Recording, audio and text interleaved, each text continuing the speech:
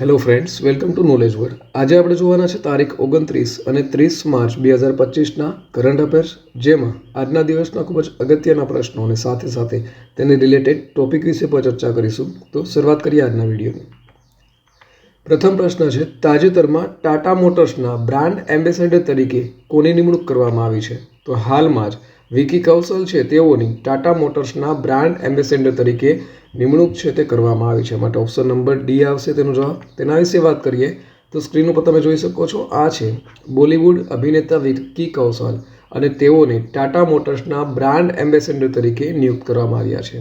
હવે આ વર્ષે જે ટાટા કર્વ છે તેને IPL 2025ની સત્તાવાર કાર તરીકે જાહેરાત કરી છે અને 2024માં જે ટાટા પંચ EV છે તે IPLની સત્તાવાર કાર તરીકે જાહેરાત કરી હતી. ત્યાર પછી જોઈએ, તાજેતરમાં પ્રધાનમંત્રી નરેન્દ્રભાઈ મોદીની આર્થિક સલાહકાર પરિષદના પૂર્ણ સમય સભ્ય તરીકે કોની નિમણૂક કરવામાં આવી છે? તો હાલમાં જ સંજય કુમાર મિશ્રા છે તેઓની નિમણૂક છે તે કરવામાં આવી છે. માટે ઓપ્શન નંબર એ આવશે. તેના વિશે વાત કરીએ તો સ્ક્રીન ઉપર જોઈ શકો છો તમે, આ છે સંજય કુમાર મિશ્રા અને તેઓ ભૂતપૂર્વ એન્ફોર્સમેન્ટ ડિરેક્ટોરેટ છે એટલે કે ઈડીના વડા હતા અને તેઓને પ્રધાનમંત્રીની આર્થિક સલાહકાર પરિષદ એટલે કે EAC-PMના પૂર્ણ સમય સભ્ય તરીકે નિયુક્ત કરવામાં આવ્યા છે. ને આ અગાઉ તેઓ દિલ્હીમાં આવકવેરા વિભાગમાં મુખ્ય કમિશનર તરીકે પોસ્ટેડ હતા. નેક્સ્ટ જોઈએ, તાજેતરમાં કઈ રાજ્ય સરકારે નાગરિક સેવાઓ માટે AI ચેટબોટ સારથી શરૂ કર્યું છે? તો હાલમાં જ આ જે ચેટબોટ સારથી છે તે હરિયાણા રાજ્ય સરકાર દ્વારા શરૂ કરવામાં આવ્યું છે. માટે ઓપ્શન નંબર બી આવશે. તેના વિશે જોઈએ તો હરિયાણા રાજ્ય સરકાર દ્વારા સારથી નામનો AI સંચાલિત ચેટબોટ છે તે શરૂ કરવામાં આવ્યો છે અને જેનો હેતુ છે તે સરકારી દસ્તાવેજો અને નીતિઓ સુધી જનતાની પહોંચને સરળ બનાવવાનો છે. ત્યાર પછી જોઈએ તો તાજેતરમાં કઈ કંપની વિશ્વની સૌથી મોટી સ્ટીલ કંપની બની છે? તો ઓપ્શન આપેલા છે. તો હાલમાં જ JSW સ્ટીલ છે તે વિશ્વની સૌથી મોટી સ્ટીલ કંપની બની છે. માટે ઓપ્શન નંબર એ છે તે જવાબ આવશે. તેના વિશે વાત કરીએ આપણે તો JSW સ્ટીલ છે તે US સ્થિત ન્યુકોર કોર્પને પાછળ છોડી અને વિશ્વની સૌથી મૂલ્યવાન સ્ટીલ ઉત્પાદક કંપની છે તે બની ગઈ છે અને કંપનીનું બજાર મૂડી છે તે $30 બિલિયન વટાવી ગઈ છે. નેક્સ્ટ જોઈએ, તાજેતરમાં કઈ રાજ્યની પોલીસે પારદર્શક ટ્રાન્સફર માટે મોબાઈલ એપ્લિકેશન શરૂ કરી છે? તો હાલમાં જ આ જે એપ્લિકેશન છે તે પશ્ચિમ બંગાળ રાજ્ય સરકાર દ્વારા શરૂ કરવામાં આવી છે. માટે option number A is the right answer. તેના વિશે વાત કરીએ તો પશ્ચિમ બંગાળ પોલીસે તેમના કર્મચારીઓની જે ટ્રાન્સફર પ્રક્રિયા છે, બદલી પ્રક્રિયા છે, તેને પારદર્શક અને અસરકારક બનાવવા માટે મોબાઈલ એપ્લિકેશન છે તે શરૂ કરવામાં આવી છે, જેથી કરી અને આ જે પહેલનો ઉદ્દેશ છે કે ટ્રાન્સફર પ્રક્રિયામાં જે લાંચ અને પક્ષપાત જેવી અનિયમિતતા છે તે આનાથી દૂર કરી શકાય.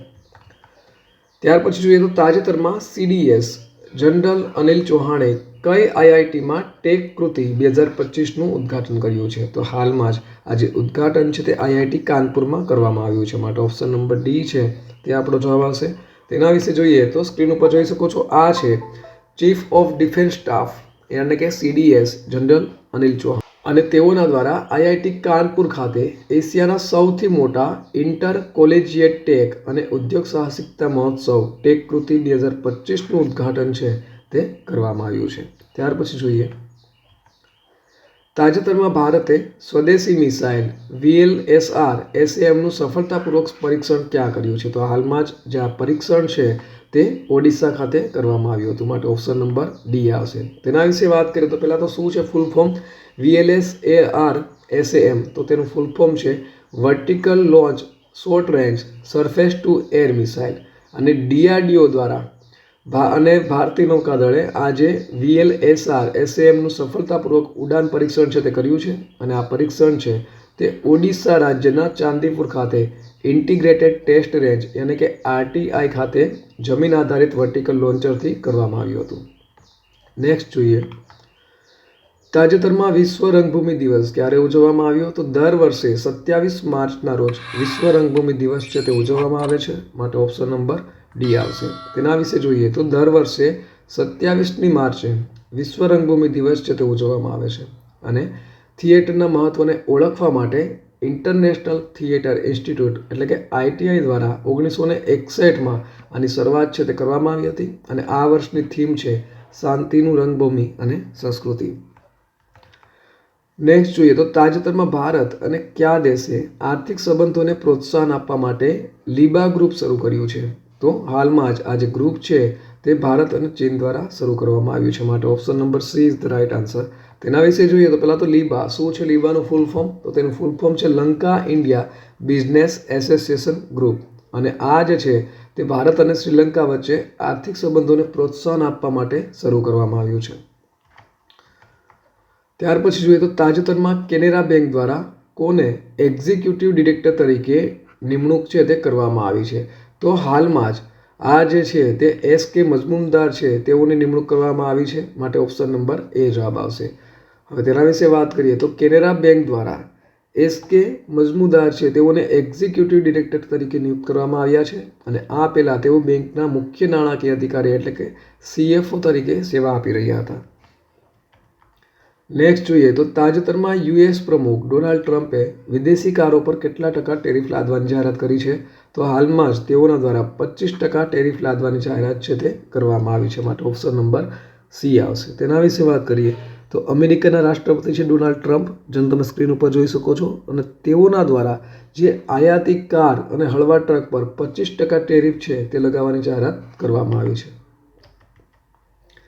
તાજેતરની ખેલો ઇન્ડિયા પેરા ગેમ્સની બીજી આવૃત્તિમાં કોણ ટોચ ઉપર રહ્યું છે? તો હાલમાં જ તેમાં હરિયાણા છે તે ટોચ ઉપર રહ્યું છે, બીજા નંબર ઉપર તમિલનાડુ અને ત્રીજા નંબર ઉપર ઉત્તર પ્રદેશ. હવે તેના વિશે વાત કરીએ આપણે તો Khelo India para games means KIPG 2025 medal ટેલીમાં હરિયાણા છે તે 34 ગોલ્ડ મેડલ સાથે ટોચ ઉપર રહ્યું છે. તમિલનાડુ દ્વારા 28 ગોલ્ડ મેડલ અને ઉત્તર પ્રદેશ દ્વારા 23 ગોલ્ડ મેડલ છે તે મેળવ્યું છે. આમ હરિયાણા પ્રથમ સ્થાન ઉપર, તમિલનાડુ બીજા સ્થાન ઉપર અને ઉત્તર પ્રદેશ છે તે ત્રીજા સ્થાન ઉપર રહ્યું છે. તાજેતરમાં ગ્રામીણ વિકાસ મંત્રાલયે ભારતમાં ગ્રામીણ મહિલાઓ અને યુવાનોને સશક્ત બનાવવા માટે કોની સાથે કરાર કર્યો છે? તો હાલમાં જ ગ્રામીણ વિકાસ મંત્રાલય દ્વારા યુનિસેફ યુવા સાથે કરાર કરવામાં આવ્યો છે. માટે ઓપ્શન નંબર બી આવશે. તેના વિશે જોઈએ તો ગ્રામીણ વિકાસ મંત્રાલય યાને કે MORD અને સંયુક્ત રાષ્ટ્ર ચિલ્ડ્રન ફંડ યુનિસેફ યુવાએ સમગ્ર ભારતમાં ગ્રામીણ મહિલાઓ અને યુવાનોને સશક્ત બનાવવા માટે હસ્તાક્ષર છે એ કરાર ઉપર હસ્તાક્ષર છે તે કરવામાં આવ્યા. તાજેતરમાં RBI દ્વારા કઈ બેંકને દંડ ફટકારવામાં આવ્યો છે? તો હાલમાં જ RBI દ્વારા HDFC બેંક અને પંજાબ એન્ડ સિંધ બેંક એટલે કે ઉપરોક્ત બંનેને ઓપ્શન નંબર સી આવશે જવાબ. આ બંનેને દંડ છે તે ફટકારવામાં આવ્યો છે. માટે ઓપ્શન નંબર સી આવશે. તેના વિશે જોઈએ તો નિયમોનું પાલન ન કરવા બદલ એટલે કે જે RBIની ગાઈડલાઈન છે તેનું પાલન ન કરવા બદલ RBI દ્વારા HDFC બેંક ઉપર 75 લાખ અને પંજાબ એન્ડ સિંધ બેંક ઉપર 68.20 લાખનો દંડ છે તે ફટકારવામાં આવ્યો છે. તાજેતરમાં મધ્યપ્રદેશ સરકારે કયા રાજ્ય સાથે સંબંધો વધારવા માટે ગંગા નર્મદા પ્રવાસન કોરિડોર પર કામ કરી રહી છે? તો હાલમાં જ આ જે છે તે મધ્યપ્રદેશ અને ઉત્તર પ્રદેશ રાજ્ય સરકાર વચ્ચે સંબંધો વધારવા માટે આ જે કોરિડોર છે તેના ઉપર કામ કરી રહી છે. માટે ઓપ્શન નંબર સી આવશે. તેના વિશે જોઈએ આપણે તો મુખ્યમંત્રી છે ડૉક્ટર મોહન યાદવ અને તેઓના માર્ગદર્શન હેઠળ ગંગા નર્મદા પ્રવાસન કોરિડોર વિકસાવવા માટે પ્રયાસો કરી રહેવામાં આવ્યા છે અને આ માટે જે ઉત્તર પ્રદેશ અને મધ્યપ્રદેશના સરહદી વિસ્તારો છે ત્યાં પર્યટન સ્થળો વિશે જાગૃત છે તે પણ કરવામાં આવી રહ્યા છે. તાજેતરમાં કોને એબેલ પુરસ્કાર 2025 એનાયત કરવામાં આવ્યો છે? તો હાલમાં જ મસાકી કાસીવારા છે તેઓને આજે એબેલ પુરસ્કાર 2025 છે તે એનાયત કરવામાં આવ્યો છે. માટે ઓપ્શન નંબર ડી આવશે. તેના વિશે જોઈએ તો સ્ક્રીન ઉપર તમે જોઈ શકો છો આ છે જાપાની ગણિતશાસ્ત્રી મસાકી કાસીવારા અને તેઓને વર્ષ 2025નો એબેલ પુરસ્કાર એનાયત કરવામાં આવ્યો છે. હવે શેના માટે એનાયત કરવામાં આવ્યો છે? તો બીજગણિત વિશ્લેષણ, પ્રતિનિધિત્વ સિદ્ધાંત, ડી મોડ્યુલ્સના વિકાસ અને સ્ફટિક પાયાની શોધ માટે તેઓને આ એબેલ પુરસ્કાર છે તે એનાયત કરવામાં આવ્યો. ત્યાર પછી જોઈએ તો તાજેતરમાં વિશ્વનો બીજો સૌથી મોટો ચા નિકાસકાર દેશ છે તે કયો બન્યો છે? તો હાલમાં જ આપણો ભારત દેશ છે તે વિશ્વનો બીજા નંબરનો સૌથી મોટો ચાનો નિકાસકાર દેશ બન્યો છે. માટે ઓપ્શન નંબર ડી આવશે. તેના વિશે જોઈએ તો ભારતે વૈશ્વિક ચા ઉદ્યોગમાં એક સીમાચિહ્ન છે તે હાંસલ કર્યું છે અને 2024માં શ્રીલંકાને પાછળ છોડી અને વિશ્વનો બીજો સૌથી મોટો ચા નિકાસકાર દેશ છે તે બન્યો છે. હવે બીજા નંબર ઉપર છે તો પ્રથમ નંબર ઉપર કોણ છે? તો કેન્યા છે તે પ્રથમ નંબર ઉપર છે ચાની નિકાસ કરવા માટે. Option number. ત્યાર પછી જોઈએ તો ગઈકાલે પૂછાયેલા પ્રશ્નનો જવાબ જોઈ લઈએ. તો અગાઉના એપિસોડમાં આપણે પૂછ્યું હતું કે તાજેતરમાં જારી કરાયેલા IMF ડેટા મુજબ એક દાયકામાં ભારતનો GDP કેટલા ટકા વધ્યો છે? તો હાલમાં જ જે આનો GDP છે તે 105% વધારો થયો છે. માટે આનો જવાબ આવશે ઓપ્શન નંબર સી. અને ત્યાર પછી જોઈએ આજનો સવાલ. આજનો સવાલ છે તાજેતરમાં ભારતના કયા રાજ્યમાંથી પ્રથમ વખત સિંગાપુરમાં એન્થુરિયમ ફૂલોની નિકાસ કરવામાં આવી છે? તો ઓપ્શન આપેલા છે. એ મણિપુર, બી કર્ણાટક, સી છત્તીસગઢ અને ડી મિઝોરમ. તો આનો સાચો જવાબ તમારે કોમેન્ટ બોક્સમાં કોમેન્ટ કરી અને જણાવવાનો રહેશે. તો આ સાથે આજના દિવસનો જે વિડીયો છે તે અહીં પૂર્ણ થાય છે. બીજા અગત્યના વિડીયોની લિંક અહીં સ્ક્રીન ઉપર આપેલી છે, જ્યાંથી તમે તે વિડીયો છે તે જોઈ શકશો.